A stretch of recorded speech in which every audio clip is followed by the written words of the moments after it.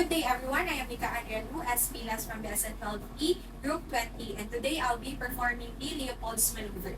So Leopold's Maneuver is a systematic palpation of the abdomen for assessing the position, the presentation, and the engagement of the fetus inside the uterus. So first, what I'm going to do is to perform a thorough hand washing. This is to deter the spread of microorganisms.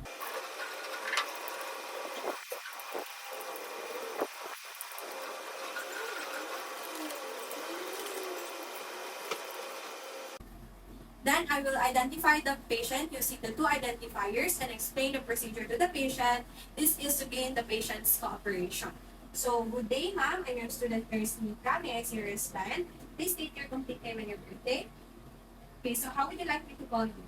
Okay, so today, ma'am, I'll be doing the Leopold's maneuver. So it is an easy method which we use to determine the position of your baby inside your uterus. So, ma'am, later, I am going to feel your abdomen and add a little pressure so that I can feel and determine the position of your baby. Will that be alright?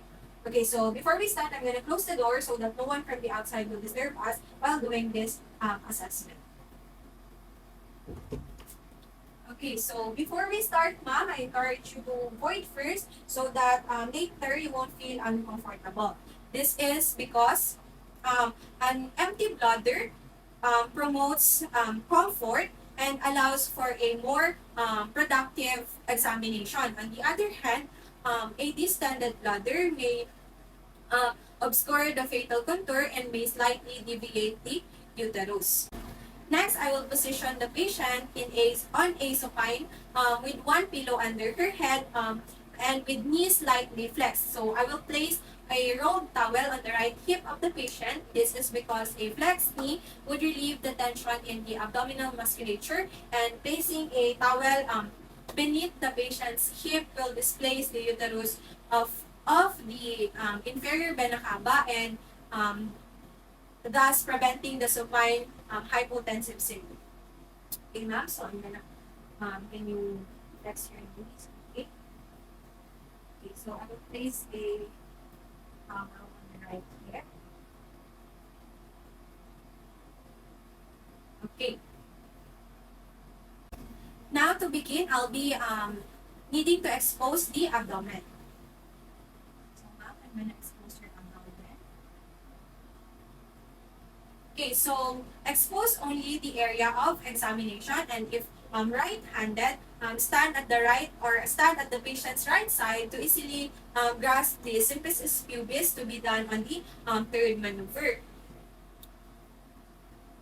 So now I am going to proceed with the first maneuver, which is called the fundal grip. So I will face the patient and palpate the uterine fundus to determine what part of the fetus lies on the upper part of the uterus. So it may be the fetal head or the bridge. So the fetal head feels round, hard, and freely movable, while the bridge feels like it is softer and modular. So I'll face that patient and palpate for the.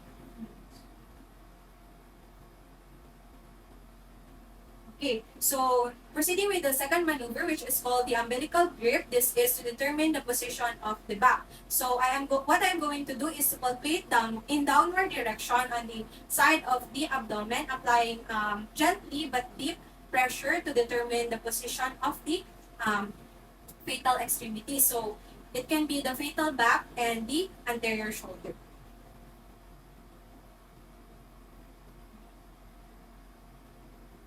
Okay, so now proceeding to the third maneuver, which is called the Pollux grip. And to do that, I am going to place my one hand over the symphysis pubis and grasp the lower uterine segment with my thumb and my fingers. So this is to feel the presenting part if engagement has already occurred. Placing the patient.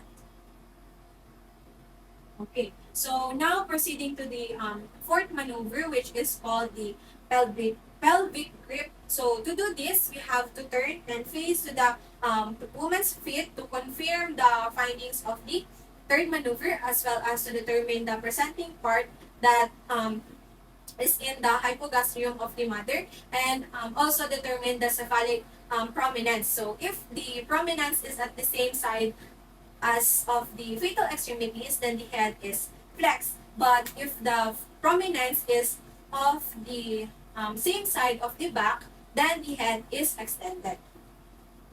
Okay.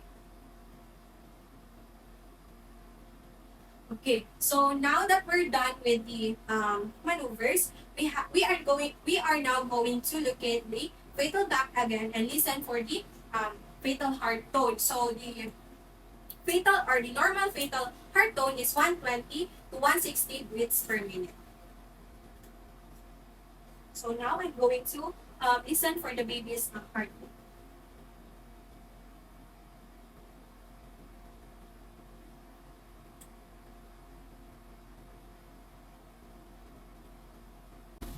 Next is to note the location, rate, and character of the fetal heart tone. So in cephalic or encephalic presentation, the fetal heart tone can be heard in either the left or the right lower quadrant of the abdomen. And if it is in breech, the fetal heart tone can be heard above the umbilicus. It's either the left or the right.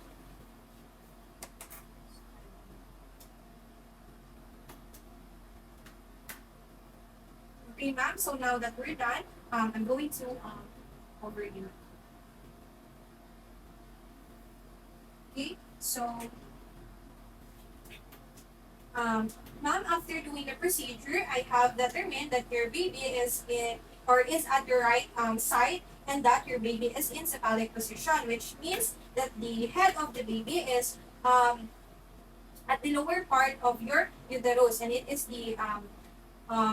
already engaged. So this is an ideal position for the baby for labor. So also when I was listening to your baby's fetal heart tone, I have counted it in, and it is a 125 beats per minute. So this is in the normal.